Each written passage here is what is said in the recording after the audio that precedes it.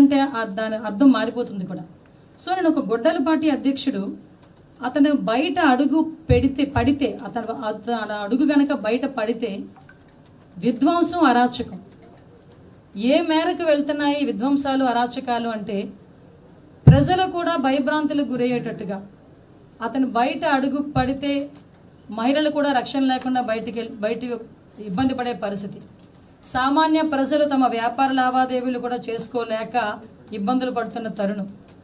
పోలీసులను సైతం భయభ్రాంతులను చేయటం ఒక పక్క, బ్లాక్మెయిల్ చేసే పరిస్థితులు ఒకవైపు. అంటే లిటరల్లీ విద్వేషాలు రెచ్చగొట్టడం, అరాచకాలు సృష్టించడం, ఉద్రిక్తలకు దారి తీయటం ఇవి మెయిన్ ఎజెండాగా పనిచేస్తూ అంటే ఓవరాల్గా ఈ 2 సంవత్సరాల్లో ఆంధ్రప్రదేశ్లో జరుగుతున్న రాష్ట్రంలో జరుగుతున్న అభివృద్ధి కానీ అది చూసి ఓర్వలేక, ప్రజలు ప్రశాంతంగా ఉన్నారు అన్నది చూసి ఓర్వలేక ఈరోజు విధ్వంసాన్ని సృష్టించడానికి ఈరోజు ఏదో ఒక వంకతో ఏదో ఒక పరామర్శ పేరుతో బయటకు వచ్చి బల ప్రదర్శన చేయడమే కాకుండా ప్రజల్ని ఏ మేరకు ఇబ్బందులు పెడుతున్నారు ఈ 2 సంవత్సరాల కాలంలో అనేది చెప్పాల్సిన బాధ్యత ఒక హోంమంత్రిగా నాకుంది, ఒక ప్రజాప్రతినిధిగా నాకుంది. ఇది నేను ఈరోజు ఇక్కడ కూర్చొని మాట్లాడుతున్నది ఏదో అతన్ని విమర్శ చేయాలి అనే ఉద్దేశం కాదు. ప్రజలు కూడా గమనించాలి, మీలాంటి వాళ్ళు కూడా గమనించాలి. ఎందుకంటే రేపొద్దున్న భవిష్యత్ అనేది మనది, మన బిడ్డలది. కాబట్టి ఈ భవిష్యత్తు మనది, మన బిడ్డలది అయినప్పుడు ఎటువంటి నాయకులు మన చుట్టూ ఉన్నారు, ఎటువంటి నాయకులు మనం ప్రోత్సహిస్తున్నాం అన్న విషయాన్ని కూడా మనందరం కూడా అర్థం చేసుకోవాలి. ఇది ప్రజాస్వామ్యం. మీరందరూ అడగచ్చు, ఏంటి బయటికి రాకూడదా? ఎస్, రావచ్చు, ఎందుకు రాకూడదు? ఇది ప్రజాస్వామ్యం. మేము ప్రతిపక్షంలో ఉన్నప్పుడు మేము ధర్నాలు చేసాం, మేము ప్రతిపక్షంలో ఉన్నప్పుడు మేము రోడ్ల మీదకి వచ్చి నిరసన తెలియజేసాం. కానీ మేము నిరసన తెలియజేసినా, మేము ధర్నాలు చేసినా ఒక పర్పస్. కానీ ఈరోజు సూటిగా అడుగుతున్నా మీ ద్వారా, ప్రజల ద్వారా ఆ గొడ్డలపాటి నాయకుడిని కూడా ఈరోజు ప్రజాస్వామ్యం బాధ్యతగా కంపల్సరీగా మీరు బాధ్యతాయుతమైన ఒక క్వశ్చన్ అడగండి, బాధ్యతాయుతమైన ఒక విమర్శ చేయండి. మేము ఈరోజు చెప్పడానికి సిద్ధంగా ఉన్నాం, గవర్నమెంట్ ఈరోజు సిద్ధంగా ఉంది గవర్నమెంట్ చెప్పడానికి.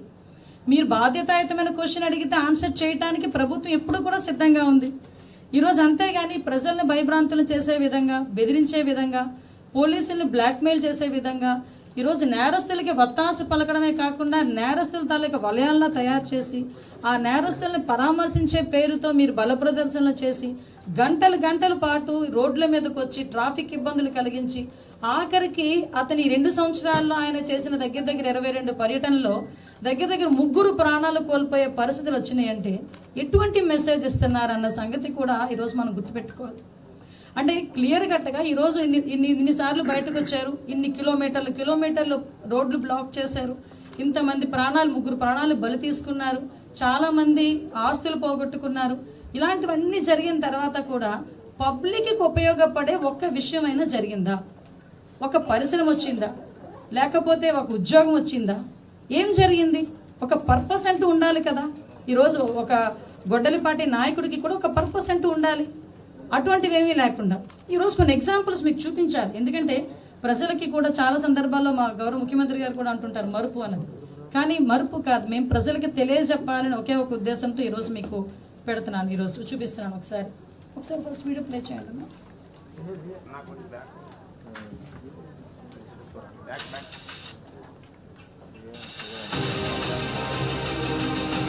ఇది ఒకసారి చూడండి.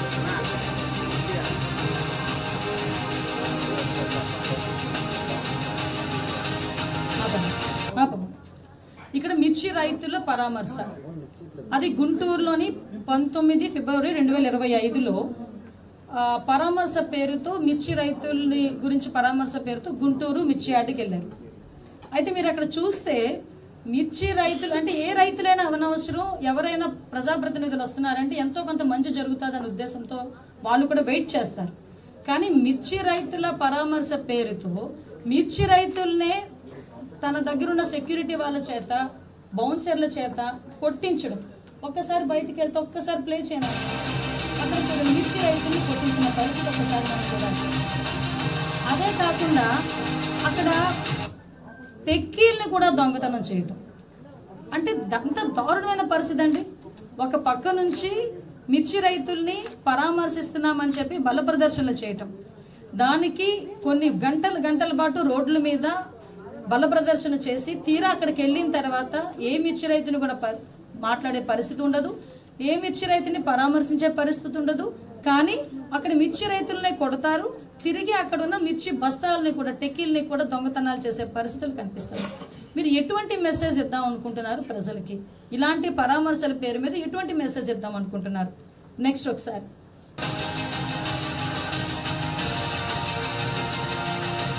ఆపమ్మా.